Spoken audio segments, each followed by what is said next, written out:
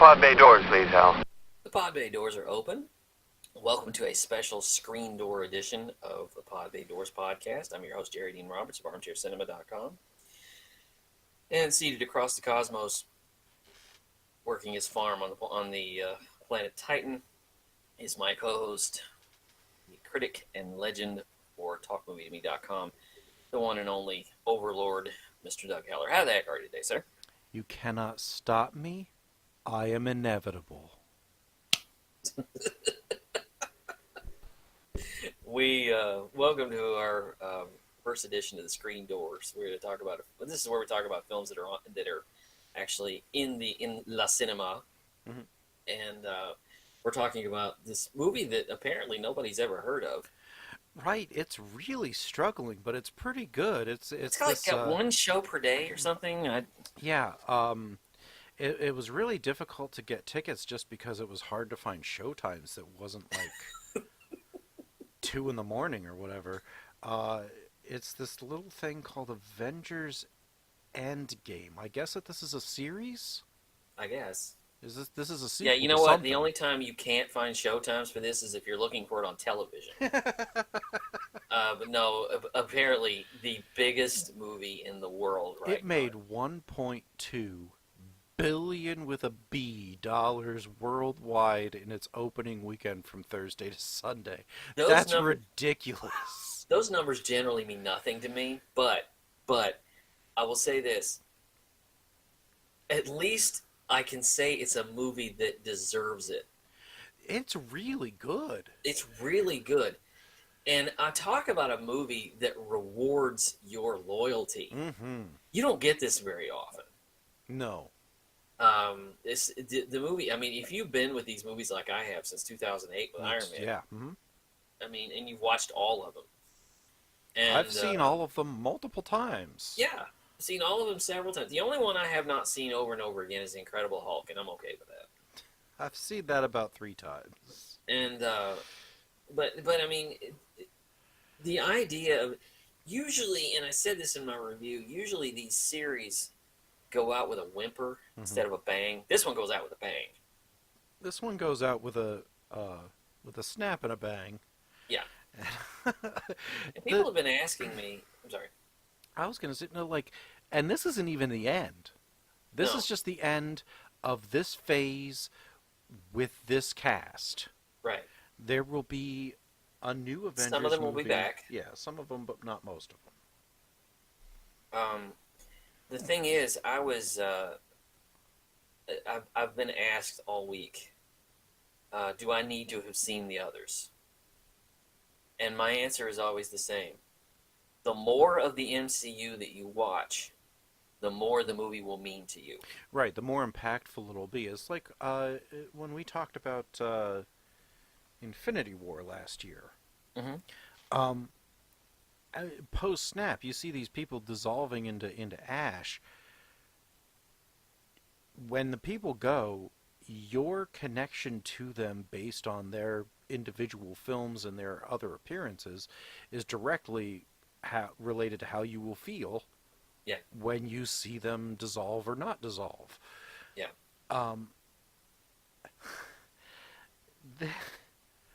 I have to say, I was not expecting Endgame to be as convoluted as it ended up being. First of all, we should mention, this is not spoiler-free. Oh, yeah, no. Yeah, if you've gotten this far into the video, I want to warn you. We will not hesitate. We will show no mercy. We have denoted in the description of this video, absolutely, this is not spoiler free. No, so, we are not going to spare your end-gamed virgined ears if you have not seen it and don't want to know anything about it. Tune back in after you've seen it.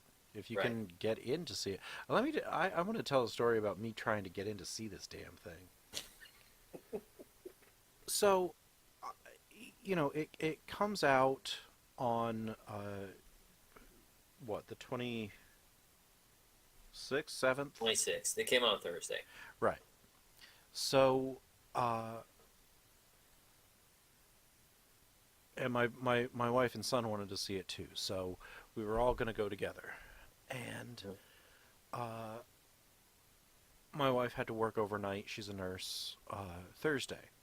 so I'm not going to go Thursday. I'm trying to find things on Friday. Mm. The only things I was able to find were uh, in terms of reserved seating, which I like because then I can guarantee that I get to sit next to my family. Right. Were handicapped and handicapped companion seats. Yeah. That was it. That was the only thing that I could find being sold, except in one theater, one theater in one Cineplex that had one seat in Mm. the front on the front on the side, and then handicapped and handicapped companion. Um, so I finally found Saturday morning at I think 10:30. Yeah. Had the tickets. We get up at like 9 o'clock. Mm. I'm sick. I've had a cold all week. Our son had not gone to school in the middle of the week because he was sick. He brought it home to us and infected us all. Uh, Thanks. it doesn't change whether they're in preschool, elementary school, middle school, or high school. They still bring home horrible germs. Yeah. Um, so then I caught the brunt of it, and I was sick, and I'm like, I can't go. So Yeah. we canceled them, and I went looking for more stuff. I found a 10:40 show that Mm. night, Saturday night. At about 7 o'clock, I'm like, I'm too sick to even go. Yeah. And my wife knew that I might have been actually near dead because I canceled movie tickets twice in one day because I That's how was you know when you're sick. sick. That's how you know when you're And sick. I was able to find three seats together at the IMAX screening, 10:30 in the morning on Sunday. That's when we finally saw it, and it took every ounce of energy I had to sit there through this 3 hour emotionally exhausting movie, sick, Mm. sore throat, trying to, second row back on the left in an IMAX theater. Like, it was, There's some but it was movies, so worth it. there's some movies you'll just fight the plague. It is. My thing is, and I'm going to tell it to hell out of school here. The day that we the day that we recorded, uh, and it comes up. This will come up in a couple of weeks. The day that we recorded our episode of the Star Wars prequels, um, I was pushing the clock at the end of that episode because we were recording that, and I was putting my shoes on because I was about to step out the door and go see Go see Endgame, Endgame. and I was trying to get there and get my seat because the show that I had was sold out. Uh huh. I had bought my ticket and then it sold out. So I knew that seating was going to be a problem, and I was going with a friend, so I had to save a seat. Mm-hmm. And so I was trying to get there early, but I was trying to do the show and trying to get out everything I needed to say, but not have it sound rushed, not have it sound like it's like let's go, let's go, let's go, because it's Star Wars. Yeah. I don't want to rush it. I get there, I get the seat that I want, and I get panicked because it's one of those things where it's such a big show Uh-huh. that the people are coming, the people that are working the theater are going up and down saying we can't save seats anymore. We need all the seats we can get, and I had my stuff on my seat because I'm waiting for my friend to find a parking spot, which is also a struggle. Mm-hmm. And I'm panicking because I'm afraid they're going to make me give up this seat. And it's like, and she got there just just in time. I hate doing that. I hate saving seats like that. Oh But yeah. anyway, Yeah. we get into the movie, and the joy of seeing this, the joy of seeing Endgame on the screen, is that it's the first time that I got to, on the big screen, see the trailer for episode 9. Mm-hmm. That's always a big thing to you watch the Star Wars trailer online all day long, but to see it on the big screen is an event for me. Mm-hmm. And that was the last trailer I saw just before. And I'm glad because all the trailers I saw sucked. See, we were walking in Yeah, and sitting down as uh, the theater logo yeah. was post trailer. Mm. The when we were getting our tickets torn, the usher said, "You're still good. It was delayed in starting, and it's just finishing up the trailers." Yeah. So you didn't miss anything. We're like, oh well, that's good. I saw no trailers for that. The only trailer I remember was this stupid trailer for a Will Smith movie where he comes back as his younger self to kill his older self, and I'm thinking to myself, Oh yeah, I saw that trailer somewhere else. didn't Bruce That Willis looks, do that? yeah, Did but Bruce Willis do that with Looper? yeah. Yeah, yeah. So um, but But anyway, Endgame, Endgame. Endgame, it's what I'm so impressed with about this movie is that the people who put this together threw nothing together. No, They didn't throw this together. This is thought out to absurd to degrees. absurd degrees. It's a 3 hour movie. It just tops 3 hours. And the thing is, it's in three parts, obviously. And I've heard some people say that the first part kind of drags. I don't think it does. I don't think Mm-mm-mm. any of this movie drags This because is I've seen a lot of 3+ hour movies. This is probably one of the fastest paced 3+ right. hour movies I've ever seen. I didn't This feel at the time this at all. this and Schindler's List like move faster than you could ever possibly imagine. Right. And The Godfather. And The I mean, Godfather. I didn't feel um, I didn't feel the 3 hours. No. But the first hour of this movie is really catching up to where we were, and I've mentioned this to several people. The first hour of this movie has this eerie, quiet stillness Hmm. because the world is still reeling from the snap, and it kind of reminded me a little bit of the atmosphere after 9/11, Hmm. after the Oklahoma City bombing, of where do we go from here? Hmm. And just this sheer hopelessness, Yeah. because the first Infinity War was all about hopelessness, Hmm. and moving on, and this one is the aftermath of that. They failed, Yeah. and they have to live with it, and it's But they interesting. can't. But they can't. But the thing is, it's all about how each one of them is trying to deal with it. Hmm.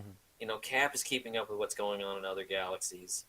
Um, uh, Thor has become a recluse.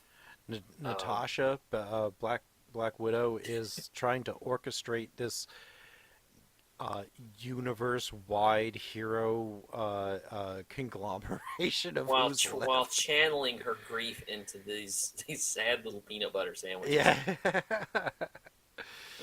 And I think, although I think my favorite is Hulk. Oh, I love Professor Hulk. I am so glad that this happened, and I am. If Kevin Feige does not announce a Mark Ruffalo Hulk movie Yeah, as Professor Hulk or what, I'm kind of devastated that he hasn't had his own standalone as the he's the best person to play Bruce Banner Hulk. I will concede to the idea that I understand why they would not. It's been done twice, Yeah, not very well. no. Once in Now this universe. I like Ang Lee's Hulk, I do too. like quite a bit.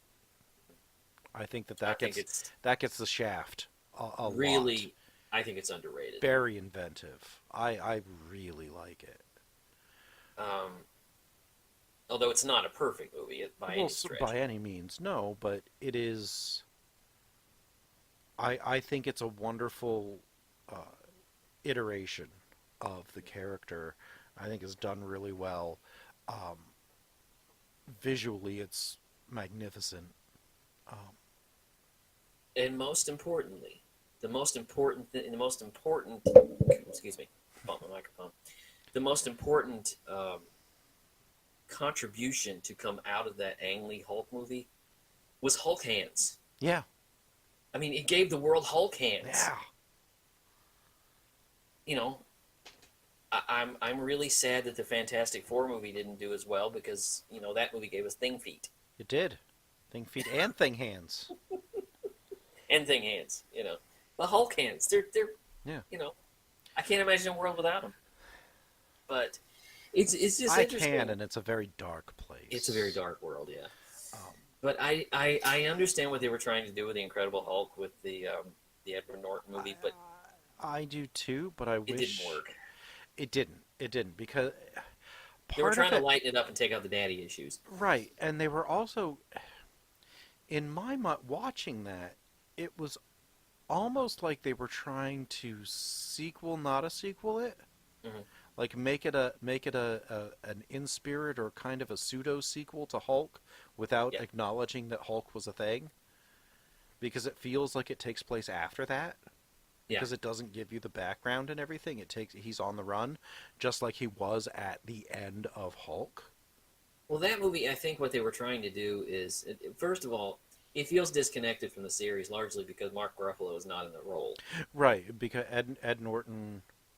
Didn't want to do a series. Right, he didn't want to come back for the Avengers.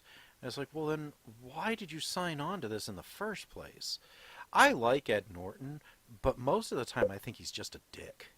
Yeah, He's an incredibly famously. talented actor, but I just think he's a dick. I would not want to I meet think him. that character. I think that character Birdman is not far off. I don't think so. Uh, he's one of those that I will admire their talent, but would not want to spend even a hot second with them in No. real life. Like I don't even want to walk up to him and shake his hand. I want nothing to do with Ed Norton. Well, the thing is, it's with this movie is it's interesting in the way that this is a very patient movie. This In is that, more patient than uh, even some of the prestige pictures that we get at the end of the year. right? Well, This takes its impatient. time and it knows what it wants to do. It knows where it wants to take you, and it is in no rush to get No, there. I do find it interesting because the opening scene is kind of brilliant. Um, I'll be honest with you. I was thrown for a loop because I did not know what we were looking at. Right. Because the first scene is Clint is out um, training his daughter with a bow and arrow, Uh, and who she is played by one of the Russo brothers' daughters. I didn't know that. Yes. The gay Uh, guy in the support group is the other brother. oh, I didn't know that. Yeah. I didn't know that. They the funny thing is, I think I saw this in a packed theater. I think half Who of the hasn't seen this in a packed theater yet? Like, yeah. I don't think we've reached the point where you get to go there and you're like one of four people in. It's not there Well, if yet. now I'm sure if you see it today, you know, but Maybe middle of the day because we're recording this on a Wednesday at noon. yeah, Yeah, but because I think Tuesday and Wednesdays are like discount day or something like that. But if you when I saw this, I think about half the audience caught on to the fact that this was just before the snap. I didn't. uh, My friend sitting next to me did, and then all of a sudden, it kind of clicked. I thought, oh, okay, I get it. Ha! It clicked. Yeah, Just like it that. clicked with me. Just But like that. and then he, for some reason, becomes Green Arrow. Essentially, Well, he becomes. he becomes the CW version of Arrow, which Yeah. was always wrong. Um, I'm so glad that show's going off the air. Um, I lost patience with that somewhere around in the middle of season 3, I think. I did too. Uh, the Damien Dark season, Yeah. I checked out at about the midway point and never went back. I still, Well, that but yes, the he interesting thing is, Hawkeye kind of goes off on this global vigilante spree, just murdering. and I'm thinking to myself, okay, I have a feeling there's another movie going on parallel to this. I would love to see whatever he's calling himself because it's not Hawkeye. Uh, they never really give him a name. Kind of a Ronin thing, kind Yeah, of, I would love to see that movie. yeah. But on the other hand, we kind of do see that movie because there's enough of it in this massive. This Uh, movie makes time for everybody. it really does in ways that very few final parts of a story do. Well, the great thing about it is that it does things.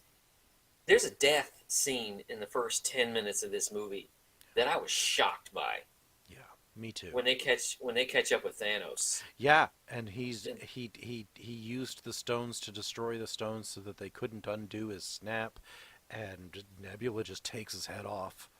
I'm like, damn. I thought Thor did. I thought Thor took his head off. Might have been Thor. Remember, I was in the second row Yeah. on the left side in an IMAX theater. I saw I a understand. blade in his head. I assumed it was Nebula. Well, they cut his head off, Right. And Thor and makes the crack about going for the head. I thought he said she went for the head, just I like he thought told him to in Infinity War. the funny thing is, moments like that, shock moments like that I'm not expecting, happen every few minutes. Yeah. Happen maybe every 15, 20 minutes. So the movie was keeping me alert Right. because they do this, and in the back of my mind, I'm thinking, okay, they've killed him. What does that solve? Because he's already destroyed the stones. Right. And I'm thinking, okay, I don't know where this movie's going. Right. I didn't know the plot of this movie. As soon as I knew, here's what I knew going in, with the snap and everything. I um back in the early '90s collected comic books, and I had the Infinity Gauntlet and Infinity War crossover stories. So I kind of knew what was going to happen, even though Which this movie diverts they from did that. not they did not stick to that at all. But my assumption at the end of Infinity War, as tragic and heartbreaking as that is to watch, you know that the next one they're going to bring back mostly everybody. Yeah. So that wasn't really a question in my mind. Mostly because, they're already promoting the Spider-Man movie that comes out a little later this year. And how does Spider-Man have a movie if he's dust? You know, Did you did you that notice that Far From Home was the only one actually announced? yeah, Was actually on the block yeah, to have been announced. yeah. The others were out there, but they waited until Endgame because they didn't want to reveal Right, who right, came right. back. Yeah, With the exception of Spider-Man because they needed to get out in front of right, the because it's coming out in July, I think, right. which is the height of everybody goes to the movies. So, I knew that that's what was going to happen. I assumed, obviously incorrectly, that they were going to track him down, get the gauntlet, and undo the snap, and redistribute the gems. Well, he's not stupid enough to keep it around. See, that's what was impressive. That did not happen in any of the comic book versions. Like the Infinity Stones are still out there. The gems are still out there. Like Adam Warlock, who was in the gestational tube at the end of Guardians of the Galaxy Volume 2, Hmm. I thought he was going to come and be a major player in Infinity War because he was the game changer. He and Doctor Strange were the game changers in the Hmm. books. They don't really deal with that much with Doctor Strange in this, which Well, I think would have been a that's because he dissolved, and it takes him a while to come back. that would have been a very convenient out. Yeah, yeah. The strange thing is that I'm impressed because I was shocked. I was surprised by a lot of things, including the fact that I was dead wrong about the last Ant-Man movie.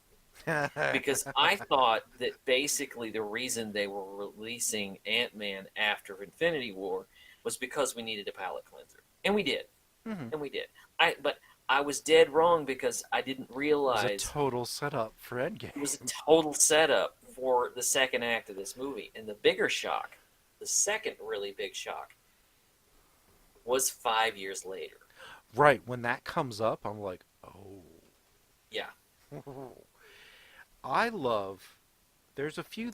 There's a lot of this that I love, and I really need to see this again. Um, I love that Cassie, Mm. uh, Scott's daughter, survived the snap, Yeah. and it was She's assumed home that waiting for him. he didn't Yeah. because he was in the quantum realm. Hmm. And how the hell is anybody supposed to know that? Because the only people that knew that the quantum realm existed got snapped out of existence, except for Scott, because I guess he was too small. I guess there was whatever global universal power there was didn't get into the quantum realm. It's Now, like a here's an completely external different problem. universe. Here's an external problem that the movie doesn't address. Now, let's say you're a guy like Clint with a wife and two kids. Three. You 3 kids. Well, you the snap happens. Your wife and your kids disappear. 2 years go by, and you meet somebody, and you fall in love, sort of out of a survivor's guilt kind of thing. You fall in love, and you get married, and your wedding day happens, and then the next day the snap is reversed, and there's your family.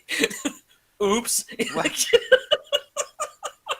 well, yeah. Think about the guy in that support group who started going out on a date. Yeah. That I think his husband, he lost his husband in the snap, Yeah. so he's out there starting to date again, and then the Avengers succeed. It's like, It's like, how open-minded are you? well, then Well, you'd get into a Manifest situation. I yeah. don't know if anybody's seen the show Manifest. It's kind of like Lost Light, Mhm. and it really started to get on my nerves as it proceeded through its first season. I don't think I'll be back for the second season, but there was a situation where these uh, passengers on an airplane, uh, some of the people got delayed. It was a flight out of Jamaica. The first flight arrived fine. The second flight disappeared in midair and came back 5 years later. But they Yeah. thought that nothing had happened. They hit some turbulence and then they landed. Hmm. But it had been 5 years and nobody Yeah. knew what happened to them. And in this time, one of the main characters, his wife, got a boyfriend. Yeah. And Oops. yeah, and it was the guy and their son. They had twins, so the Yeah. mother and the daughter went on the first flight, and the father and the son had leukemia, went on the second flight. Yeah. So now there's these two twins 5 years apart.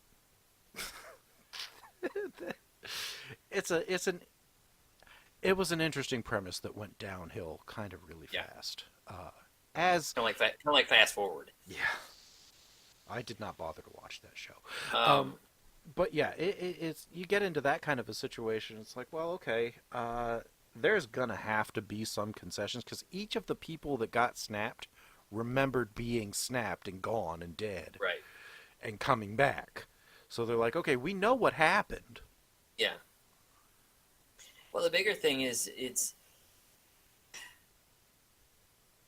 I really got a little weary about where they were going with it because when Scott comes back, they realize time travel, which I thought, This okay, was the best conversation about time travel that I have ever seen in any movie ever. like are you really buying this? And I think I think I think Natasha says I'm receiving emails from a talking raccoon. I'll tell you know. I'm not phased by anything at this point. And I love how they present splinter timelines in the multiverse theory in a very easy, digestible way. Basically saying you can't change the past, it just creates another timeline. Well, the issue with that is that you have to progress in the story. And if you throw too much science into it, the story doesn't work. Well, I just love how everybody, like, what is it, Scott and Rhodey are like listing all of these time travel movies. Yeah. Just, and I love it that Rhodey gets in on it. And it was that was so much fun. He's like in Back to the Future, and Bruce was like, I don't. I was. You've never seen Back to the Future? And he's like, but this is how this works, and that's not how time travel works, and all of this. The rules would have to be like this. And Scott's just like, so you mean Back to the Future is total bullshit? Well, I love it. I love it. yeah, because you could pull Back to the Future apart. Oh my god! I mean, see, and you told when I thought I found a plot hole, which I have since reasoned out is not a plot hole, so I'm not going to bring it up, except for this. Um, Well, I mean, let's bring it up. well, okay, Let me so my here. problem. Hold on. Here's what you said. I'm going to bring up the quote. Well, the senator yield. This is let's The see. senator will not yield. I will explain my own position. Okay, here's what you said. Yes. You said, and I quote: Thanos 2014 got snapped in 2024. He wasn't there to do the collecting and the snap in the first place. They did exist in the now, but Steve took them back to where they belonged. Then they then he lived his life with Agent Carter. So they don't anymore. Right. That's what that's what you said. Right. That's it. Because once I had thought, okay, so once Thanos jumped forward in time, Mm-hmm. like if I went forward a week, Mm-hmm. right, and I died, Yeah. it would look like that I disappeared now, not Yeah. that I died a week from now, Right. because I didn't come back Mm-hmm. to live that stretch of time. So I would be missing, and then all of a sudden I'd be there. So when I started thinking, because he intersects with the prime timeline, dissecting time travel is a hobby of mine, so you'll forgive me, and I did not want to get into this, but we are anyway. Um, he comes from 2014 and goes into the prime timeline, Mm-hmm. The now. which which initially I thought, okay, so because he's in the primary timeline and not a splinter timeline, he got snapped out of existence and can't go back to 2014 to complete his goal. But then I started thinking, as they explained it, and the way that multiverse theory works is that a new universe is created every time you make a decision a new universe happens that you didn't make that decision, or you made the opposite decision. Right. Which means that this splinter reality wherein Thanos found out about the future and went to the post snap future, Mhm. the prime timeline was not interrupted, and a version of Thanos continued to do what he did, Right. making the prime timeline still able to have happened, and how that battle was still able to happen. Right. So, what I thought was a plot hole ended up just needing a little bit more time travel thinking, Mhm. which I'm always up for. I mean, I suffer from chronic migraine, so I always have a headache. So time travel does not make it worse or better, so I just go ahead with Well, I mean, it. time travel makes my head hurt. Well, I tend to my wife hates it when I go off like this because she's almost a very Captain Janeway kind of thing. There was one episode where the Star Trek Voyager something happened with time travel and Janeway just goes, ugh, pinches the bridge of her nose and goes, I hate time travel. And every time it happened on Voyager, she just had this disgusted look on her face like, I do not want to deal with this. I don't want to think about this. I don't want this to be something that I even have to acknowledge happens. I get it. And I get it, even from a, looking at it from a writer's standpoint, because time travel feels like an easy, lazy out. But in Until this you movie, try to explain it. because time travel basically is a Deus Ex Machina. If you can go back in time and change it, then fine. Then Right. everything's problem solved. The thing about this movie is it doesn't use it as a Deus Ex Machina. Right. There are problems, And and they don't say, they say flat out, we can't change the past. right, They can't go back in time and destroy the Tesseract right, and prevent him from being able to complete the gauntlet and do the snap. They couldn't go back and just destroy one of them mhm, and then problem solved because it would just be a splinter timeline yeah, wherein that happened, but the prime timeline, it all still happened. right, So I love that they were basically like, we can't change the past. mhm, Anything that happened, happened. We can take stuff from the past and then we got to take it back or it's not going to work. What we do isn't going to matter because other realities are going to be thrown into chaos. where I realized that this movie was special, and where I started to realize that this movie was rewarding your loyalty, is when I realized that the time travel stuff was going to involve visiting the other movies. Right. Yes. That they were going to go to 2014, that they were going to go to 1970, that they were going to go to, they were going to do this. 2012, and when it says New York 2012, and the first thing you see is the Avengers Assemble Right. shot, which Yeah. was gorgeous in 2012 and a really uplifting thing. And then you Now see that's a callback. that is a callback to end all callbacks, and they see early Hulk smashing stuff and being really angry, and they're like, Bruce, you're gonna have to smash stuff, and he's like, oh, this is just pointless, and he starts smashing a cab and throwing stuff really But he's half-heartedly. doing it half-assed. It was beautiful. I adored it. Yeah. I adored it. Well, it's interesting because it's like, okay, and I said, the more of these movies that the more this movie's going to play out. One And of the this is why. one of the funniest moments was it Nebula and who else was watching Star Lord sing along to Come and Get Your Love, but because it was headphones, they were just hearing him singing and watching him dance. They That was kicked the and little thing around. they look at each other and she goes, "Yeah, I know he's an idiot." And when she talks to Gamora, who is the 2014 version, who then stays in the present pluperfect. That blew my mind because we don't have now Gamora because now Gamora is dead, Right. and now we only have past Gamora, Past Splinter Gamora. past Splinter Gamora.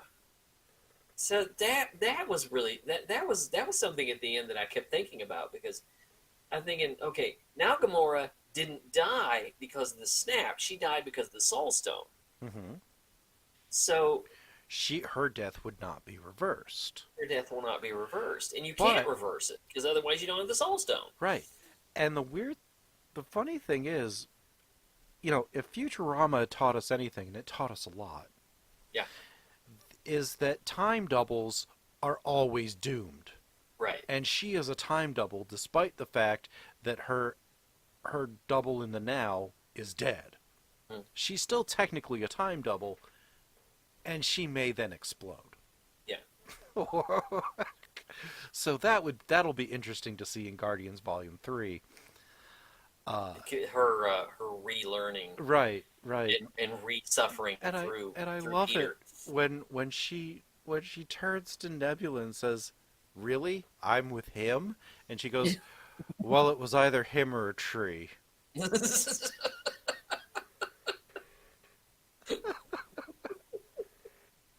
Yeah, Love that's it. I great. love it. That is great. Well, and but just and by the way, they're just kind of jumping through their previous adventures, to try to collect these stones. And the funny thing is, this is one of the best heist movies I've ever seen. Oh yeah, this is It becomes a heist movie, and it's just great. it's a Now, time heist, now, which is what Scott calls it. now, here's what happens. Time heist. Time heist sounds like an old PlayStation game It does. from like the PlayStation 2 or You know, something. I just adore that the salvation of the universe was made possible because a rat in a storage unit stepped on a button. Yeah. Yeah. Otherwise, none of this movie would have None been of this possible. happens. It is None of this complete happens. and total chance. And I Yeah. love it. Yeah. None of this happens. Because And that he is just life. That is life. That is just the random chance that happens. and it's funny. It's just Excuse me. funny. Scott is literally hope in a box. Yeah. He is literally hope in a box. I have loved And Paul I'm not Rudd. referring to the character. I have loved Paul Rudd in this role Mhm. since the first moment I saw him in Ant-Man. Right. I cannot conceive of a better actor to be in that role. Yeah. Just like as problematic as Chris Pratt has become, I can't Mhm. see anyone else as Star-Lord. Right. Right. Despite the fact that I'd rather go a couple of years without seeing Chris Pratt in a movie instead of seeing him in every damn movie. I'm gonna need some time if they decide to put Anthony Mackie as Cap. Oh, I want that movie so bad. I want that movie so bad, Oh, but I'm gonna need some time because oh man, old Cap was just I'm never going to be able to really. And we're jumping to the end of the movie. I apologize because we're definitely going to talk about the third act. the third act is a nerd joygasm. It's a nerd. It is a nerdgasm times 20. times The a funny thing times is, 3,000. they do this. Nerdgasm 3,000. It's funny that they're working with time travel, which has loopholes on top of loopholes on top of loopholes. Yet the plot has a logical through line. Yeah, They fix everything. The idea that Thanos, past Thanos, figures out what's going on because they screwed up the timeline. mm-hmm. Because they brought Nebula into the same. And you were just saying about Futurama, the doubles. Right. That's what causes the disaster because he figures out what's going on. Mm-hmm. He's wise to it, so he tries to fix that. Right. Tries to undo his own mistake. Right. And it's interesting. It's like they get Thanos involved again Right. because I'm thinking about when at the very beginning when Thor cuts his head off, I'm thinking, okay, where do we go from here? Where do That we is a go question. now, sweet child of mine? That is a question I kept asking all through this movie. Yeah. Where do we go from here? Because I didn't know, and there's no predictable thing You except, could watch every second of every trailer for this movie and and not you would know a never figure out what damn it's thing that about. was going to happen. That trailer tells you about the 20 minutes. first maybe 20, maybe 45 minutes. I was Right. gonna say, First and it, act at the most. but you don't know. It's a brilliant piece of marketing Hmm. because you don't know what's going on, You don't. and I will. I'm gonna confess something here. I don't normally do this, but I was kind of stealing glances at spoilers.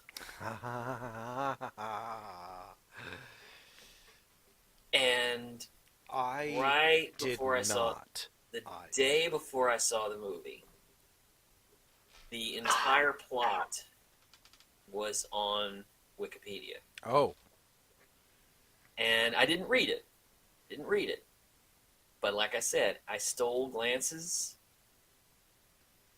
and I glanced at two words. Stark's funeral.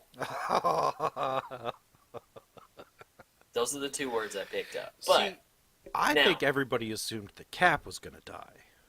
I think here's where my anxiety came from. It wasn't who was going to die Hmm. because I knew Stark was going to die. This is a 3 hour movie and he dies in the last 15 minutes. Right. The anxiety is that this movie is so unpredictable that I know he's going to You die. have no I idea just where. I just don't know where. Right. I thought they were going to kill him in the first 10 minutes That would have been stunning. because he's stuck in space. Right. But then, my girl, Yeah. Captain Marvel, Yeah. comes and rescues his Who's ass. barely in this movie. But when she is incredible. Yeah. She's barely in this. If there's an out, if there's a Deus Ex Machina, she's probably it. Right, and I think that that's why they didn't use her as much as they could have. Yeah, because I mean, she's their Superman. Right, she is extremely powerful, so they had to limit her because she is off doing all this stuff in the universe writ large because she can get there faster than everybody else. Well, because she So I can wonder if get you're going to there. see a movie about that. Maybe that'll be Captain Marvel too.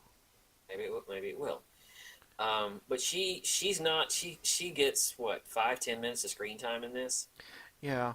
Oh She man, her rescues fight him, with and then Thanos is cool. um, I love little touches in this movie. Mhm. Getting back to the second act, I love little touches in this movie. I love. There's a shot in the movie I didn't expect. It's when Loki is in his cell Mm. and Thor. I think it was Thor and Rocket show up, and you just see them in the windows. Can we talk about for a minute uh Lebowski Thor? I've been I trying want to to find a segue to this, I but want to say that as soon as I saw him, shirt open, gut hanging out, I said, "I am finally in better shape than Thor." I'm not, sadly. I'm barely, but I am there. I am in better shape than Thor is after the first act of this movie. I have less of a belly than Thor, He's and gone from God bod to dad bod. oh, this isn't even dad bod. Well, This it's is it's this is creepy jobless uncle bod. it's interesting to me because he doesn't have a home anymore, and he blames himself for not being able to stop this, and he becomes a recluse and becomes an alcoholic apparently. And he just spends his days watching TV and playing video games with Korg. Korg and the spider guy with knives Yeah. from from Ragnarok, sitting in there just chilling, just Mm. hanging out in New Asgard, which I think is in Norway, Yeah. and pretty much Valkyrie's left to run everything. I And He he's was just wonderful, and I loved the interaction when they go back to basically Thor: The Dark World, oh, and he and meets his mother. he meets up with his mother, and she's like, "You can't lie to me. I know you're from the future."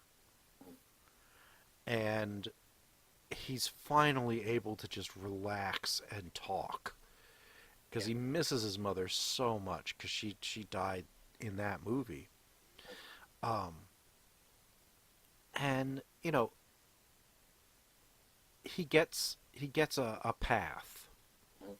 from there on, and it's something that he needed. I don't know if we'll ever see Thor again Yeah. in the movies. I kind of hope we do. I would adore an entire movie with Lebowski Thor because I loved every minute of Lebowski Thor throughout this movie. Him Although in a, interacting with Rocket was just hilarious. although I'm gonna say this, and I don't have a lot of negatives to say about this movie, but I will say this one. The one big negative is you can tell that the body that they put on him is Well, it's a fat suit. it's a fat suit, but it looks like a fat suit. Right. There was no way that he was going to De Niro this Right. or Christian Bale this. Uh, I don't But it I don't just think that any the love uh, handles look plastic. but his attitude with that and the way that he handles that Mhm. is beautiful. Yeah. This and Ragnarok are my favorite performances of his as Yeah. Thor. Mhm. Um, and look at I love the evolution of Rocket too. Like Mhm. he's like Yeah. a serious in command. He understands the missions and all this. He's not the same character we met That's in. an offshoot. That's very much an offshoot of Guardians Volume 2 Hmm. because he had to grow up Hmm. because he was almost suicidal in that movie. Hmm. And he's just reckless, and I think because he learned something. And he's in Infinity War is one of the most logical characters because there's that scene where he's sitting there talking to Thor, and Thor is trying to work it out to the point he's thinking, I'm going to solve this. This is going to be okay. And Rocket's just like, no, it's not. Yeah. This is not going to be okay. Right. And it's kind of interesting that this character that we met in Guardians, who was so full of himself, And has learned nonchalant and arrogant and has learned yeah. and becomes the most logical character in the entire series. You can say a lot about the MCU, and I know that there are critics, people who do what we do, that will constantly put them down. But I don't know that there has been a series of films with so many real, understandable, and relatable character arcs. And put together with loving care. Right. Like, because if you see the three Iron Man movies and four Avengers movies, plus Spider-Man: Homecoming, and see the arc of Tony Stark, Yeah, the Stark arc, the Stark arc. no one changes more than Tony Stark, Right. and it's incredible. Mm. If you go from the first shot that you see him in Iron Man, the original, doing, holding his arms out with that big multifaceted missile, Yeah. being all cocky about what arms dealership and how he dies selflessly with the Stark gauntlet, with the Iron Gauntlet. What was the line? What was the line? They say that the best weapon is the one you never have to fire. Yeah. Well, I think one of the most potent and poignant parts, boy, that's a lot of peas, Yeah. is when Thanos thinks he has the stones. 2014 Thanos thinks he has the stones and says, "I am inevitable," and he snaps and nothing happens, and then you see Stark with I am his Iron Man. nano, and it's incorporating the stones into an Iron Man Infinity Gauntlet. He goes, "I am Iron Man," Yeah. and he snaps him out of existence. It's like, and that's basically his last line. Yeah. Because afterwards, he's so messed up by the stones that he can't really talk. The third act. Oh, There used to be a term. There used to be a term in old Hollywood. They don't use it anymore because of technology. A cast of thousands. yeah. This is more than 1,000. This is How when many bodies are on screen at the same time? I don't know. When those teleport rings are opening up and people are spilling out. Do you know what I had actually hoped? And What? maybe it's in there, and maybe nobody saw it yet. Hmm. I had actually hoped that out of one of those circles came the X-Men. You That know, would I have was been going to a bring that up. perfect way to bring them into this I was universe. going to bring that up because there were a lot of people hoping that were questioning whether or not the Fox merger was going to happen here. Yeah. It didn't. No. I don't think it's probably going to happen for a couple more movies. Um, Hey, Hugh Jackman said he would return to Wolverine if he got to be in an Avengers movie as Wolverine. yeah, And everybody was like, well, that's never going to happen. And that's probably why he said it, because at the time, the properties were so separate, it wasn't ever going to happen. And then all of yeah. a sudden, now it's the same company. It's like, oh, this could happen. Well, and you get down to this when you get down to this point, um, it's fan gratification, but it's earned.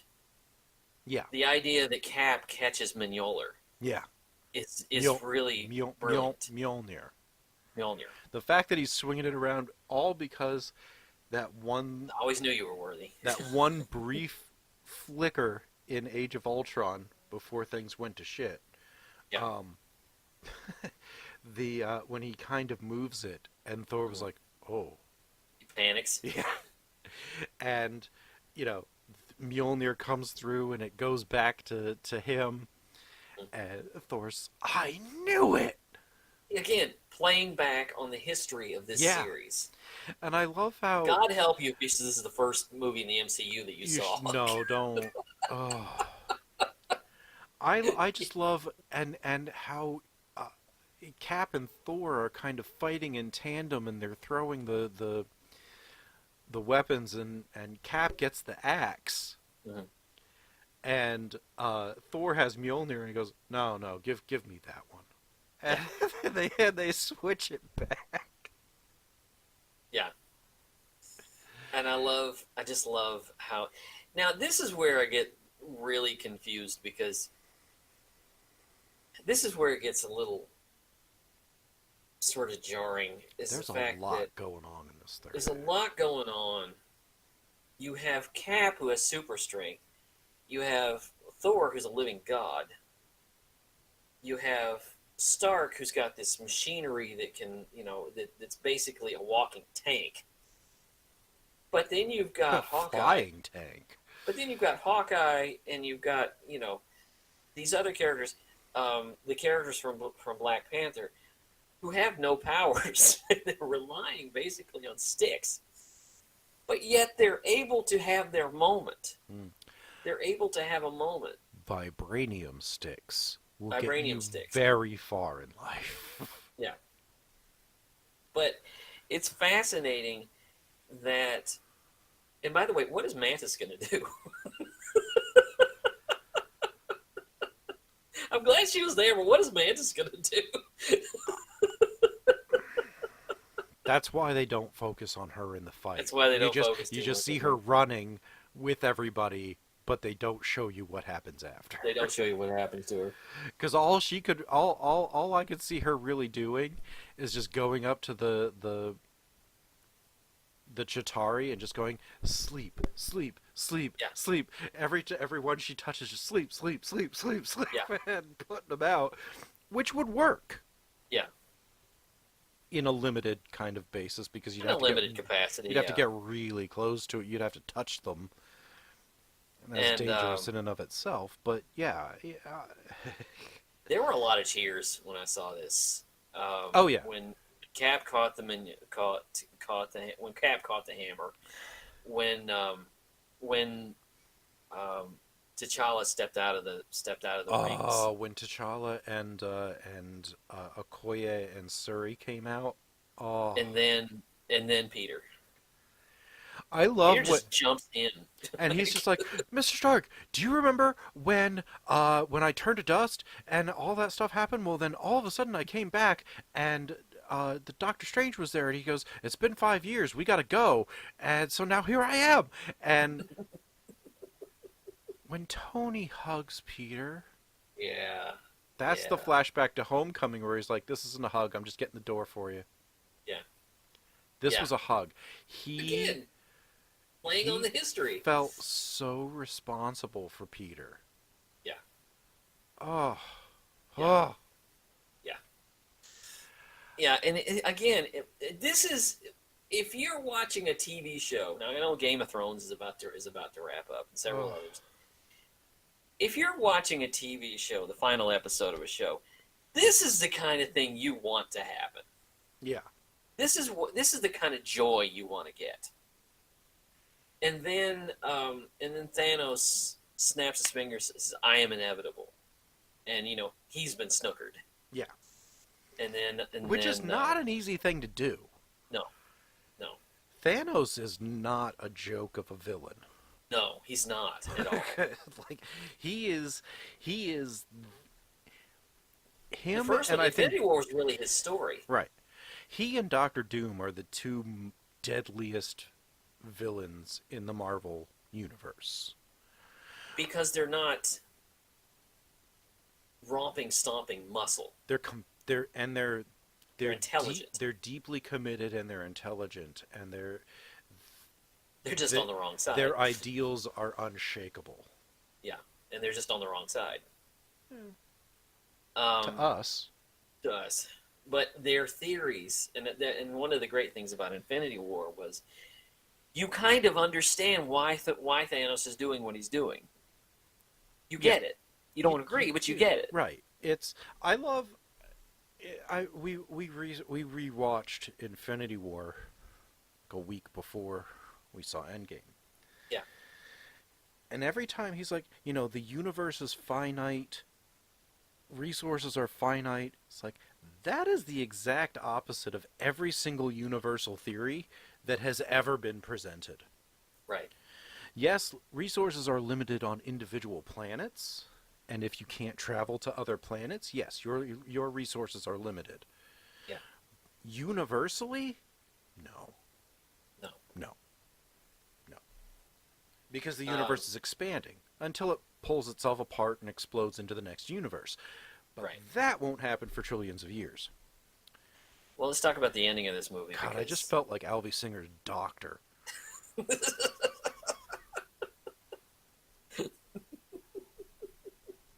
So we've got to enjoy ourselves while we can. oh, we're here. Smoking a cigarette in his doctor's office. Yeah, yeah. Sorry, that's One of how our I, favorite movies. That's how I is Annie felt Hall. right there. One of our favorite movies is Annie Hall. We did an episode on that. But let's talk at the end of this movie because, boy, talk about an exit. What's the old phrase? What an exit! Yeah. Because I knew I knew Stark was gonna die. See, And by the way, did you? I'm still not comfortable with the whole Black Widow sacrificing herself. her character got done kind of dirty on this one. Yeah, I yeah.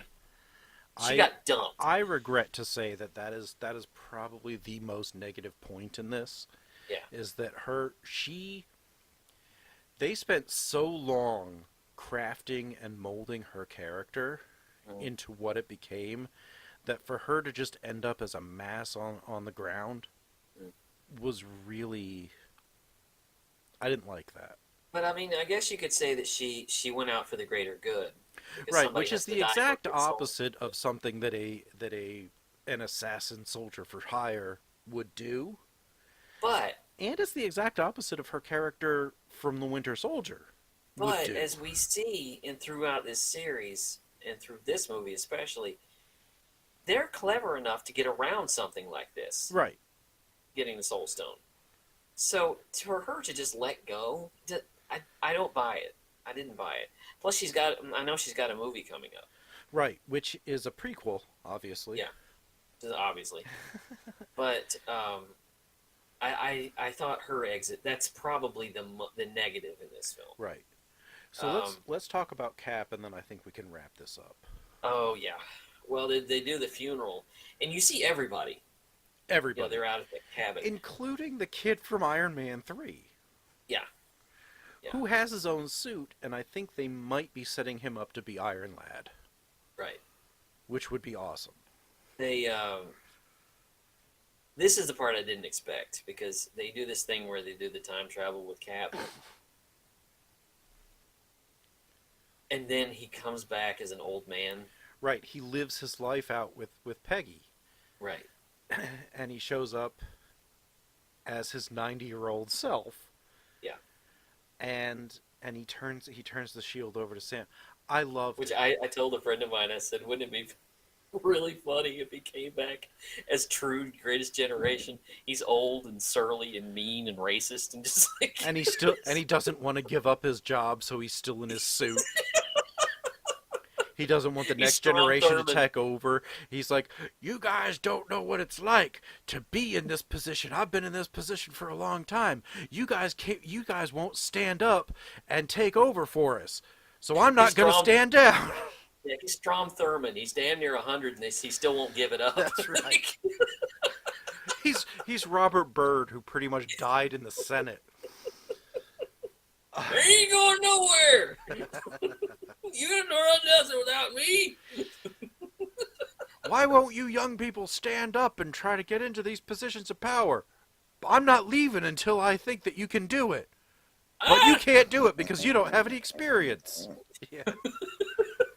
I'm not going to give you the experience, but I'm going to complain that you don't have it and Yeah. won't get it. But I won't let you have it. But Yeah. it's a beautiful, beautiful exit to this character. Yeah. Who Now, can still come back, yeah. just not as the action hero. Now, He could be like Bruce Wayne in Batman Beyond. the way I understand it is I understand that Chris Evans wants to be a director. Okay. Um, and that's one of the that's Maybe he can direct the Anthony Mackie thank Captain you. America movie. Well, and also I'm thinking where do we go from here? Because this is such a final chapter, such a closing the door of all of this. My question is, where do we go from here? Because what I see coming in the MCU is it feels like it's a bunch of sequels that we're Yeah. going to start getting. Because the next three are sequels. Mhm. We're getting a sequel to his fifth appearance as Spider-Man, Yeah. Tom Holland. Then we're getting a Guardians 3, Black and Panther 2 we're getting a Black Panther 2, and a Captain Marvel 2. and a Captain Marvel 2.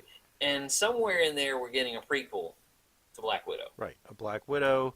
Plus, there's Doctor Strange 2.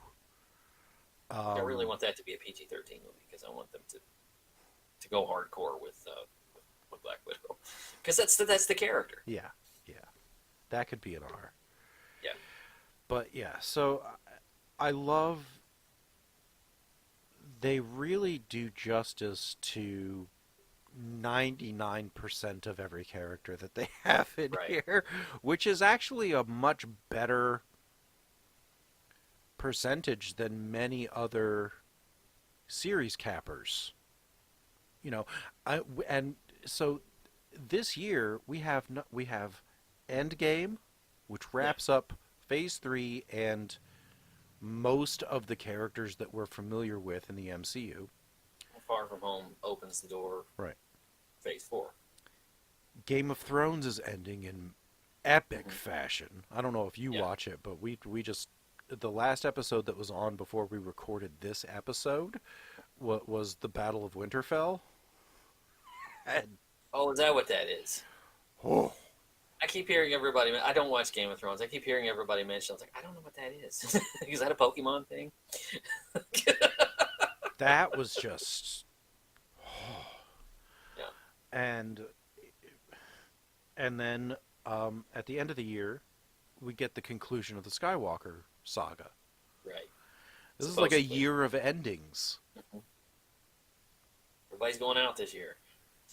You know what? We might too. But that's always kind of around the corner.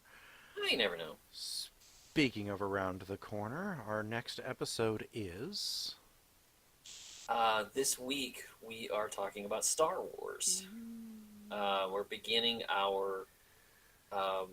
This one drops on Monday, Sunday, May Monday. 6th. Yeah. Sunday, Monday, May 6th, and we're going to talk I about might Star try to Wars. get it out. We're coming back Sunday afternoon, so I might try to get it out for Revenge of the Fifth. Okay. We'll see. So we have we're doing an entire month of nothing but Star Wars movies. The first week is the prequel. The first week is the original trilogy. Second week is the prequels. Third week is the sequels. Sequel duology. Forgive us for listening to this 10 years from now. And the end is the sidequels, Rogue One and Solo. Mhm. So that's what we have coming up. You can find us on iTunes.